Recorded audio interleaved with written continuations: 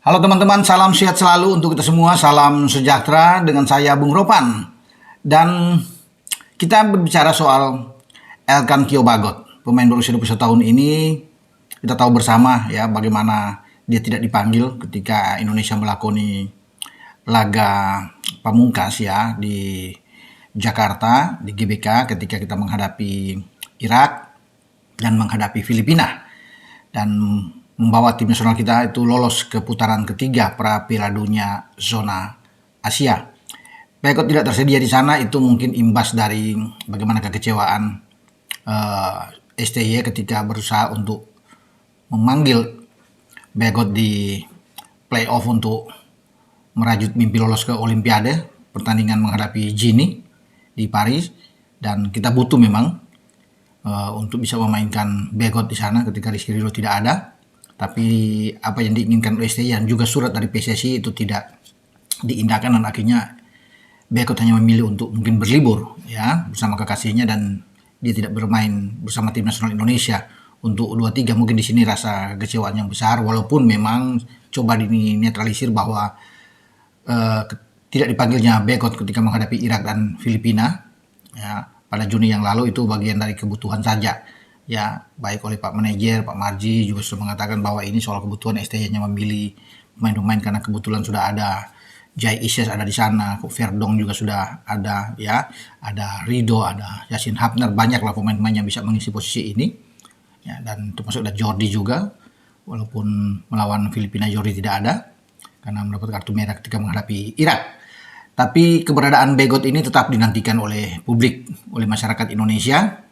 Apakah dia akan tersedia, akan dipanggil lagi untuk melakoni pertandingan di putaran ketiga, di mana pada September yang akan datang kita akan bertarung melawan Arab Saudi tanggal 5 di markas Arab, kemudian balik ke kandang pada tanggal 10 September menghadapi Australia. Ini kan masih menjadi tanda tanya besar. Ya, pro kontra muncul di sini.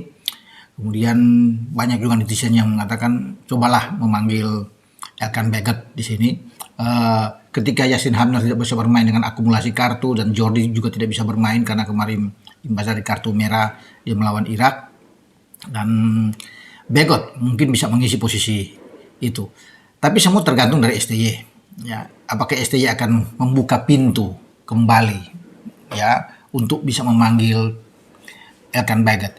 Saya pikir semua itu masih bisa dilakukan ya.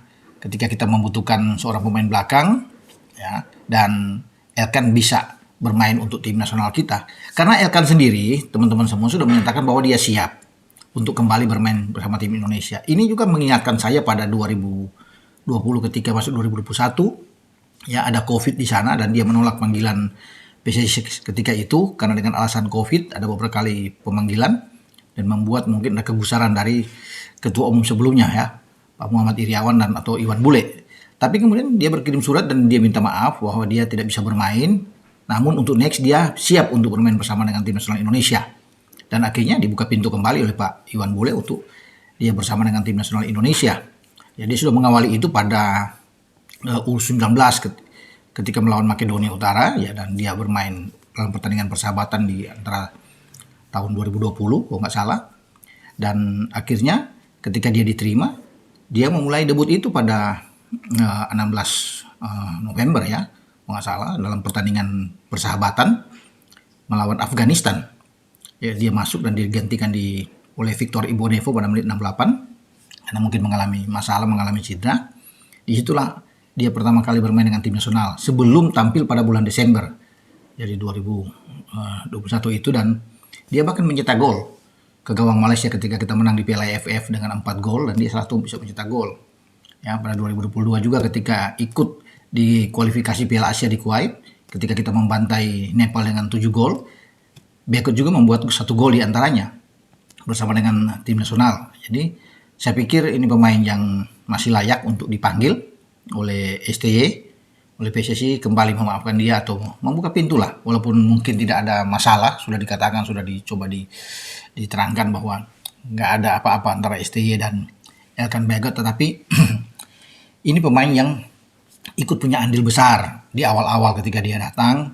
Ya, kemudian di U23 kita masih ingat di Solo, dan saya juga ikut ke Solo menyaksikan pertandingan U23 di kualifikasi saat itu, dan kita bisa memenangkan pertandingan dan bisa lolos ke Qatar, karena Elkan ada di sana bersama dengan Rizky Ridho bermain di belakang, suatu hal yang sangat baik ya ketika itu, sehingga kita harus bisa melihat ya bagaimana ya Elkan Bagot ini punya kiper juga yang bagus di tim nasional, dan dia punya andil besar juga, dan bolehlah menurut saya dia direkrut lagi, ditarik lagi untuk mengisi di saat memang Hapner tidak ada, Jordi tidak ada, dia mungkin menjadi alternatif untuk di jantung pertahanan, meskipun kita sudah punya pemain seperti Jai Ises. Karena orang bisa mengatakan ketika Jai Ises ada berpasangan dengan Ridho dan dengan Justin Hubner, ini di belakang sangat kuat. Clean sheet di mana ada Jai Ises, karena 2 kali Jai bermain dengan Vietnam. Ya, kita bisa menang dengan 4 gol, 1 gol di Jakarta dan 3 gol bermain di Hanoi. Kemudian kemarin juga dia bermain kita menang melawan Filipina dengan 2-0 di GBK. Jai tidak bermain melawan Irak ketika itu karena dia baru datang. Sehingga pertahanan dianggap cukup lah. Ya, tanpa Bagot pun sudah bilang bahwa pertahanan kita makin kuat. Tapi saya rasa Bagot kita masih perlu lah untuk ini. Makanya ini tergantung semuanya ada di STY. Semoga STY bisa berbaik hati, membuka pintu lagi kesempatan buat Elkan Bagot bergabung dan dia direkrut di putaran ketiga, karena Elkan sangat mencintai, dia sudah bilang saya siap buat Indonesia, saya mencintai Indonesia, itu sudah jelas. Elkan sudah bisa mengatakan, karena ibu dia juga sudah mengatakan kecintaan keluarga mereka terhadap Indonesia, makanya dia memilih Indonesia daripada untuk ke Thailand, walaupun dia lahir di Thailand ya, karena dia besar di Indonesia. Jadi ibunya menanamkan rasa nasionalisme yang tinggi terhadap Elkan Bagot, dan tetap dia pegang bahwa dia bukan tidak cinta Indonesia, tetap dia masih mencintai Indonesia. Indonesia tetap ada di hati dia, dan itu sudah jelas ketika dia mengatakan demikian. Nah, dia berharap sekali bahwa dirinya dipanggil untuk bisa ikut bersama-sama dengan tim nasional merajut mimpi lolos ke Piala Dunia 2026, walaupun banyak yang mengatakan bahwa ini sulit, ini tidak mudah, ya benar, ya tidak gampang, apalagi kita berada di grup C, grup yang sangat kuat, ya di situ ada Jepang, ya kita tahu langganan Piala Dunia, Australia, ada Arab Saudi, juga termasuk dengan Bahrain dan Cina yang merupakan lawan-lawan yang berat juga, tapi kesempatan itu ada. Dalam sepak bola semua bisa terjadi.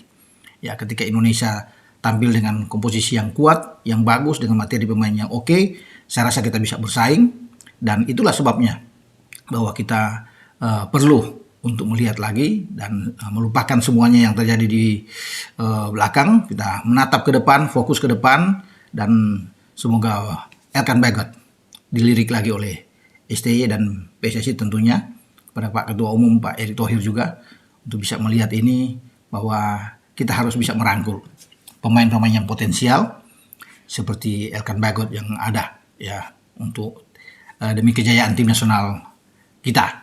Oke, dengan saya Bung Ropan yang sangat berharap bahwa Bagot bisa bergabung kembali dengan timnas dan bisa mengetuk hati dari STY untuk tidak berkeras hati, ya bersamalah untuk bisa memanggil Elkan Bagot dalam tim nasional kita di putaran ketiga. Ciao.